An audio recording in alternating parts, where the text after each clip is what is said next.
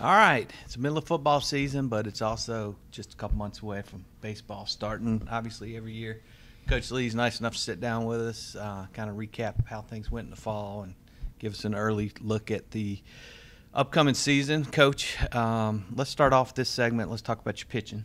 Obviously, that's one area where you've got some good and bad. You lost some really good guys in the bullpen. You got some starting pitching coming back on the weekend, which you didn't have last year. Talk to us a little bit about how the pitching went this fall. Yeah, absolutely. It was a really good fall for us, and I think the credit first and foremost when it comes to pitching is the outstanding job that Andrew C. does. He and Bradley LaCroix did an outstanding job of recruiting what, in my opinion, is the deepest group of pitchers that we've brought in, and from a talent standpoint and a projectability standpoint that we've had. So the fall was really good in that we played as much as we could, but I got a chance to see some of our young guys that we brought in really try to establish themselves, along with some returners who I feel like have improved significantly. So it's a good blend of older, established guys and new guys that I think are very, very talented. Starting pitching-wise, one of the luxuries that we do have this year is we do return two of the three guys that started for us on the weekend in Jacob Hennessy and Brooks Crawford. Both of those guys threw significant innings for us last year.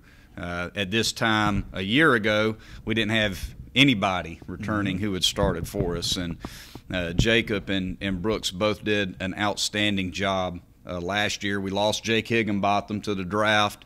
Bullpen-wise, we all know that we lost two major pieces in Ryan Miller and Riley Gilliam. But we returned Carson Spires. Just those three guys, when you look at just innings pitched, along with Spencer Strider, Sam Weatherly, Matt Clark, those guys threw significant innings for us last year and did some really good things, and I feel like those guys are better. Just looking at our numbers from the fall, one guy that really jumps out at me is probably the most improved pitcher on our staff was Sam Weatherly.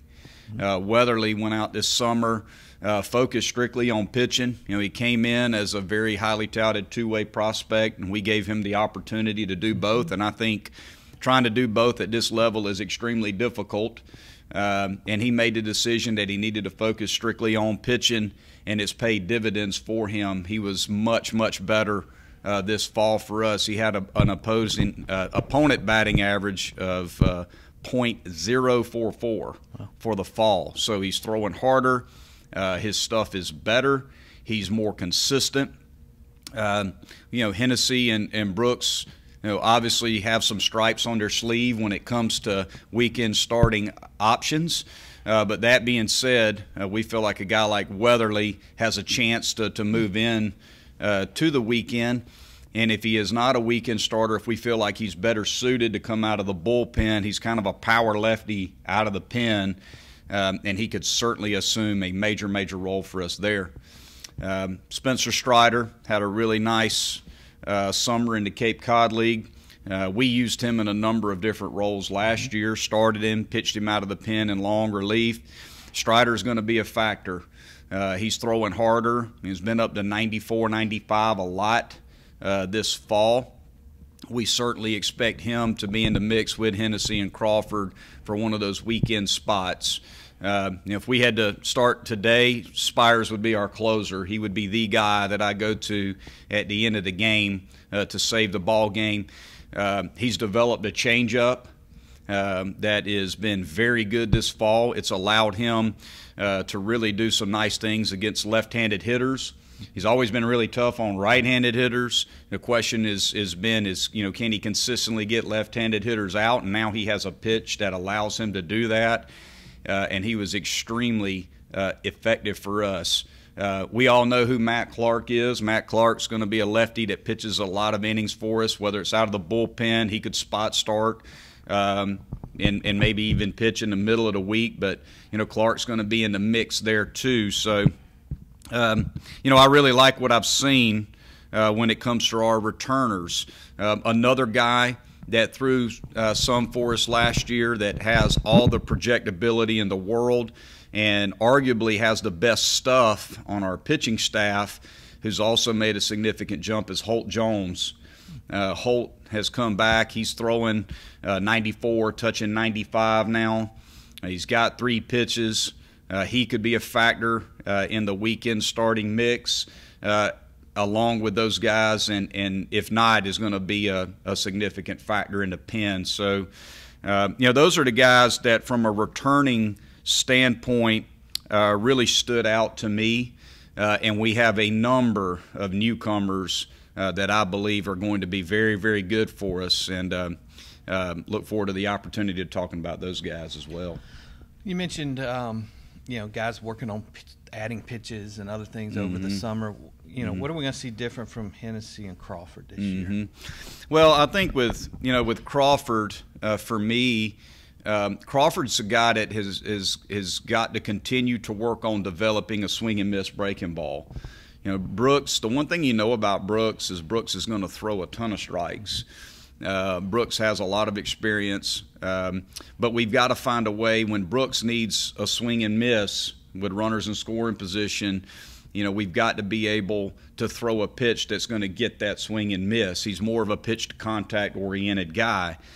So I think that's the biggest focus for Brooks this fall is, can he come up with his best breaking ball consistently? When he's got his best breaking ball going, it's pretty good. But will he be able to bring an out pitch to every start? That's the big challenge that we've presented to Brooks for this fall and moving into January when we come back.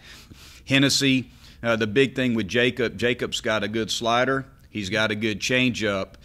We've got to be able to get more ground balls and weak contact with his fastball.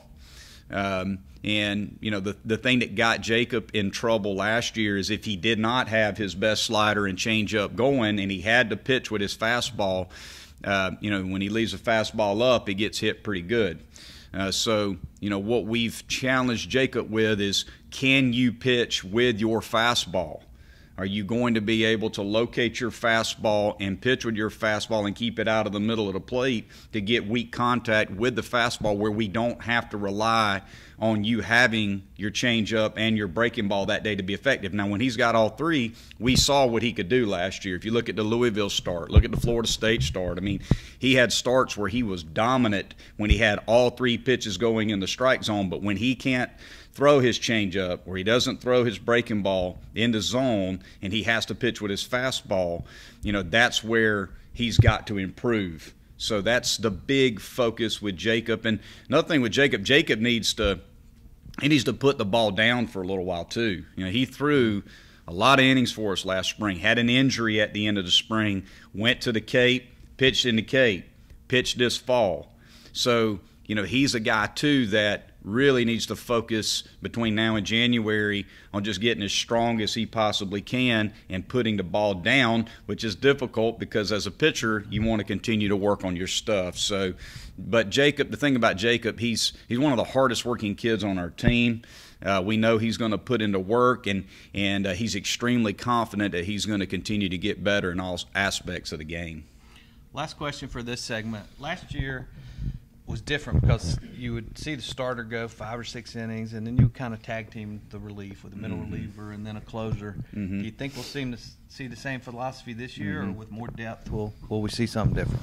Well, I think right now, I feel like we have more depth and more options when it comes to bullpen. I think we also have a nucleus of guys who have a chance to start and potentially go deeper. The biggest challenge for a starter is always going to be, can you get through the lineup a 3rd time? Getting through a lineup 2 times typically was not an issue for us. But when you would get into a 3rd time through the order, if you just looked at our numbers, and we do study numbers and look at ERA 3rd time through the order, that's where we felt like, look, we've got to go to the bullpen when we get to the order the 3rd time.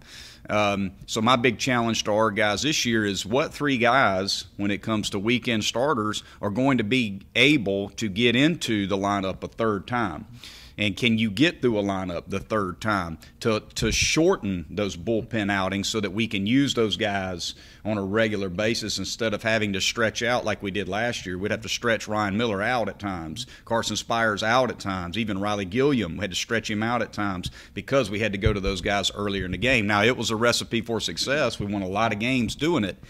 But ultimately, we'd like to have a good balance of 6 innings, 7 innings, if possible, out of a starter, and then be able to use our bullpen, because we do think our bullpen has a chance to be a strength. And we do think we've got some guys who are built to be able to handle getting into the 6th and into the 7th inning, which from a managing standpoint makes life a little bit easier for you, where you don't feel like you have to use 3 and even 4 guys out of the pen to win that game. All right, we want to thank Coach Lee for breaking down the pitching. Stay tuned to TCI for the most complete coverage of Clemson baseball.